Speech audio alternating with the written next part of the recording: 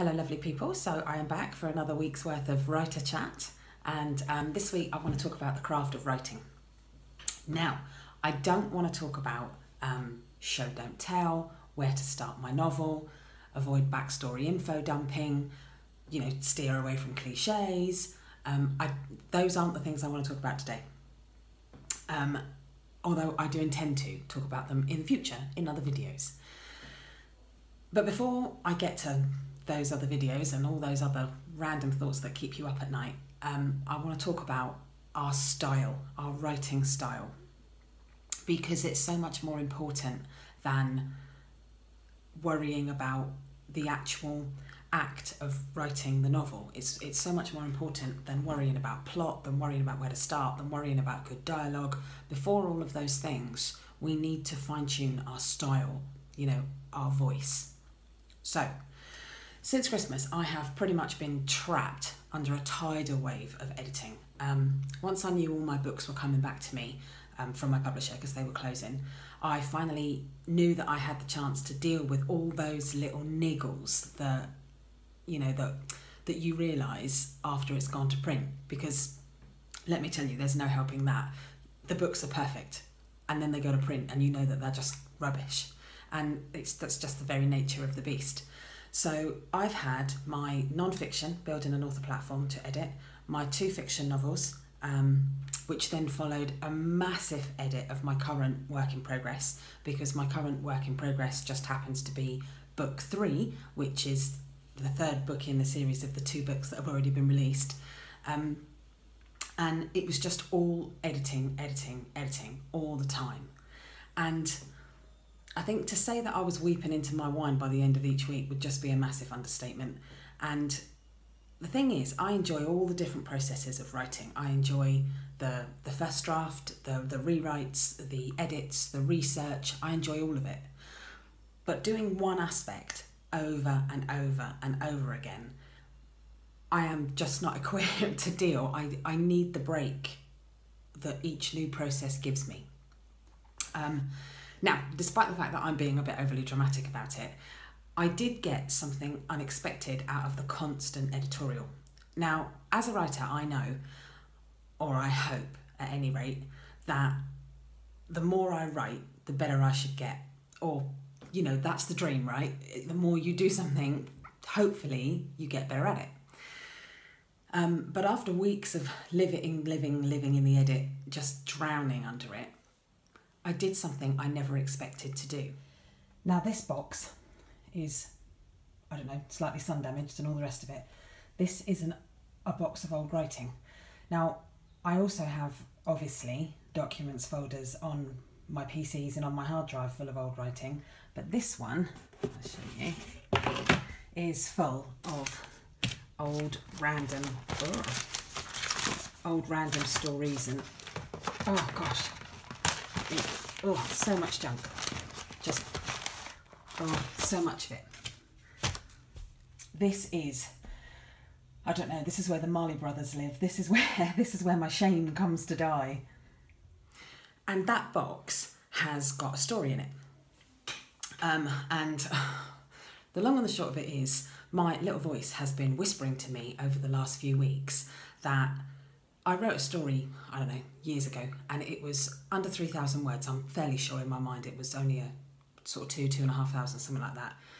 And it needed an edit when I wrote it, and I was in the middle of loads of other stuff, and it just got shelved. And so my little voice has been saying to me for the last few weeks that it would be okay for me to go and find this little story as a reward to myself while all the editing is going on. And it's only 3,000 words. I can go and have a little rewrite. I can go and do something else. I can play with a semi-shiny new idea that never got the attention it deserved. It's funny how the writer mind works. We're all crazy after all. So I went rummaging around through the box of dread, and you all know what it is to go back and read through your old writing and be full of shame and horror, and just you can't believe you've written it, and you just wonder why you're bothering, and you're never going to be a decent writer anyway, and you just think you should give up. And that's kind of where I was at as I kind of worked all the way through. And then kind of something funny happened, the kind of subconscious bit, the back of my mind kind of dug in and went, you know, a lot of the work in that box is 5, 10, some of it 15 years old.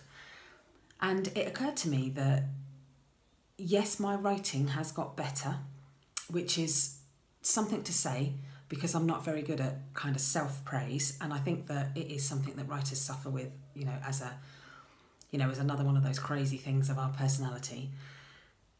Reading through those old works, yes, it was clear to see that my writing has got better. Just par for the course. My sentence structure is better. My paragraphs are better and tighter. But what I was able to notice is that my voice has grown over the years, but it hasn't actually changed. It is the essence of the young writer that I was.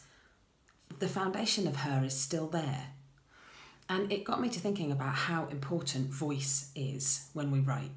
And before we worry about things like plot and structure and where to begin our story, and, you know, if we're working with an anti-hero, or, you know, where's our inciting incident, before any of those things, what we need to look at is our craft. So I am urging you to go and pull out your old work. Go and have a look at it. And I think the other thing that's kind of occurred to me is that I'm doing quite a bit of reading at the moment, because when I'm in the writing zone, I tend not to read as much of other people's work, because I always worry that somehow bits of that are going to come through. But because I'm editing, I'm reading just to escape.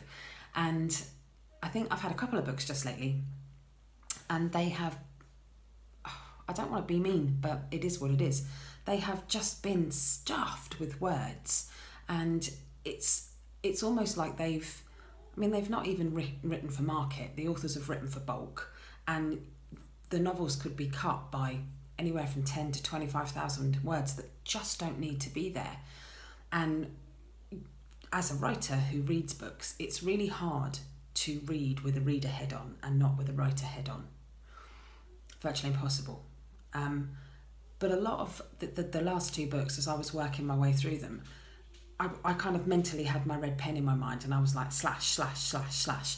And the books would have been so much better for taking those words out. They didn't need to be, there wasn't even that much work left to be done on top. It was just unnecessary. It was all unnecessary. Tell. And the voice of the author was lost under the weight of the fact that her publisher had turned around and went, yeah, you need to cross over 80,000 words for this one. And it got me to thinking about Stephen King, because, you know, I don't write horror, and I definitely don't read horror, but I do read Stephen King, because he is just a master in his field, and I always have done. He is so lean and so tight with words and sentence structure. And for those of us that are, you know, constantly trying to better ourselves as a writer and looking at like the gatekeepers of the publishing industry trying to write our novels, there's not many people out there like Stephen King that can write a 20,000 word short and have it turned into a multi-million-dollar movie at the beginning of his career. So I've been reading some bits and pieces of his again just lately, and it has amazed me anew how lean he is with his words. And I've noticed that that's one of the things I've sharpened up over the years, and it's one of those things that I have been able to give myself a pat on the back for. So if you've got old writing in real physical paper or on your documents folder, and I don't mean old from 6 months ago, I mean go as far back as you possibly can, and kind of go in with an open mind and a desire to be nice to yourself. Go back and read your old work. And one of the things that I have been happy with is as to how my work has evolved, because it's not changed as much, is that my voice is still there and it has grown, but my sentences have got shorter and leaner, and I think my author tone is more readily available. So definitely go back and do that and give yourself a break. And the other thing would be is to maybe look at some of the work that you're writing now, because that's what I've just done. I mean, nothing that's gone to print and nothing that's gone out on submission. I'm talking like, you know, current WIP. And I have gone through and I've tried to be a bit more vicious with the cut. And I remember a few years ago, I read a short story, and it was, I don't want to get this wrong, it was by Michael Faber, I'm fairly sure. And it's a short piece, under 2,000 words. And I went looking for it the other day, and it was called Vanilla Bright Like Eminem, as in the rapper. And you can get it, it's readily available on Google, so do have a look. He has that real ability, that same kind of Stephen King feel to me, that same kind of Neil Gaiman feel, where he can cut a sentence so finely that the sentence, it hasn't been crafted, it's been almost been painted onto the paper, and nothing unnecessary is there. There's no waste. And I think with Vanilla Bright Like Eminem, the story is, I won't give it away, but the story is about a dad on a train on holiday going through Scotland, and he's an American. And Faber wastes no time. He doesn't describe, no, I mean, I live on the south coast of England, and we are 9 hours at the closest point by car to Scotland. And I mean, to the Highlands, another 4 or 5 hours again on top of that. And Scotland is some of the most beautiful country you will ever see. And Faber doesn't even look out the window.